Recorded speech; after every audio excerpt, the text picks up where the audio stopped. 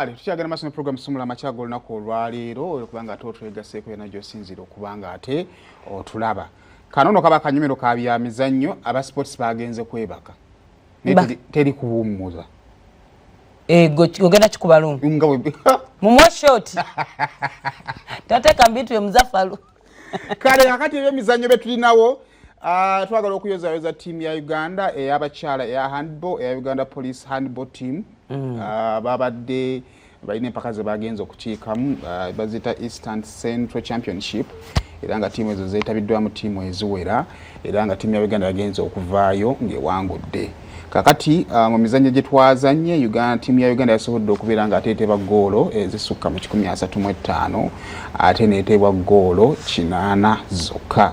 Kale kakati basooka ne babbiikana ne ttiimu okuva mu ggwanga erya Kenya era ng'emanyiddwa nga Nairobi Waters era ng'eyo baagikuba ggoolo zaali 28 Nairobi Waters neetebako ggoolo zaali 25 zokka. Baamala ne baddingana ne ttiimu ey'e Rwanda emanyiddwa nga ES Nyamagabe eyo baagikuba ggoolo zaali 46 Nyamagabe neddamu ggoolo zaali 28 zokka.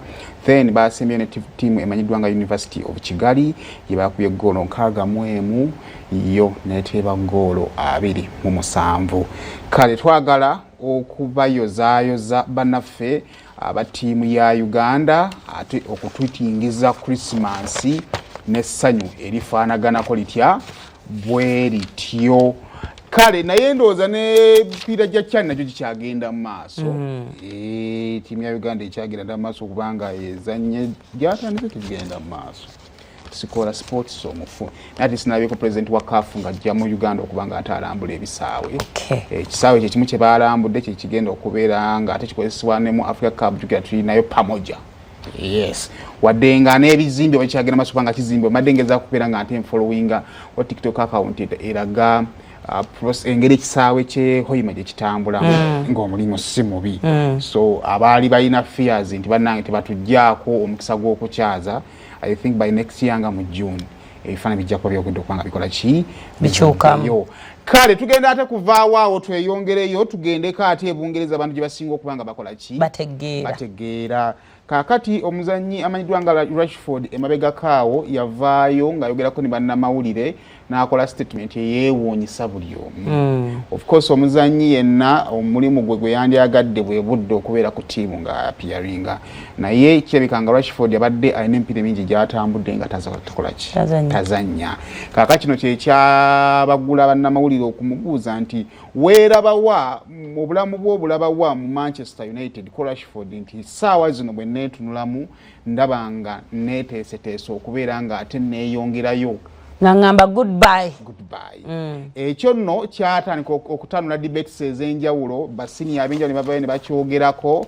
Kaakati coach wa Manchester United Amorim yadde ne yeebuuza naye bano abazannyi ba Manchester United baba balinaanye baani? Babeera ne baani? Obulamu bwabwe bumala atya? Ani amuwa ku magezi bino tubadde wano mu Uganda aba entertainment nga mugamba ne bane Kamyoni ani amuwa ku magezi? Amulimu yeebuuza Rashford ani amuwa ku magezi? Kaakati lwaki Amulimu ayinza okuba nga ayogera bw'atyo nga tomala ataweebwa mipiira? Ojjukira omupiira gwa Manchester United gwe yakuba ttiimu ya Manchester City omwana teyazannya. Waliwo omupiira ogwabaddewo ogwa Tottenham era terabiseeko mu kisaawe. Naye kaakati ekiriwo nti omuzannyo ne yateeka omukono ku ndagaano empya erina okumutwala omwaka oguwedde nga endagaano eno erina okumutwala paka ku mwaka gwa 2028. Kitegeeza nti ebbanga lino nga contract ye ekyaliwo kulina kuba kusalawo kwa ttiimu na mukooki we okumusaasira okuddamu okumuwa omupiira maybe lwa fitness ye oba okumuta oba okubaako gye bamukola ki gye bamuwa looni n'akola ki n'agenda. Tekiba mu kusalawo kwa muzannyi wadde tafuna play time okusalawo nti kati atuuse okubaako wakola ki walaga. Kakati Amulimu agamba nti nno okusalawo kwa Rashford kulina kubeera wakati wa ttiimu naye kooki ye takulina kukola ki yayiwako omukono ku ndagaano kubanga ttiimu tennagambako nti tetukwagala maybe alina kubaako byakola ki byatereezaamu. Olunaku z'omwezi ziri 24 omwezi ogwa Desemba kitegeeza nti olunaku olw'enkya ziri 25 Desemba tugenda kuba tujaguza Ssekukkulu.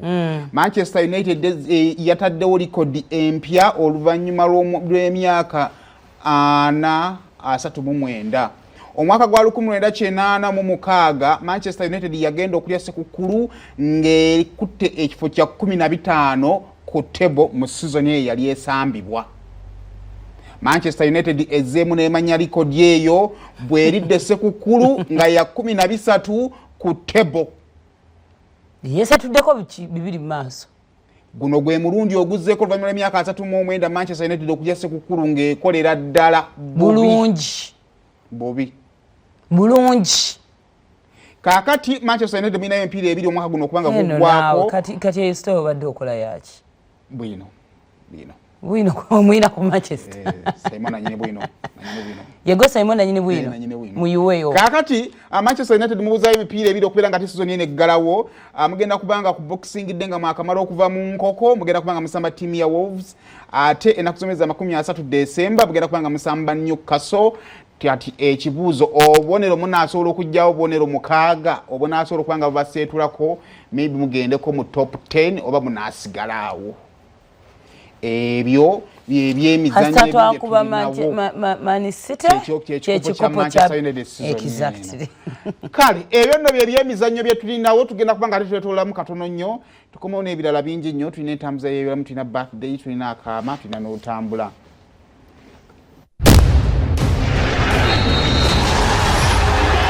Ebyemizannyo tubiwa nnyo enkizo wano ku BBS Telefinal.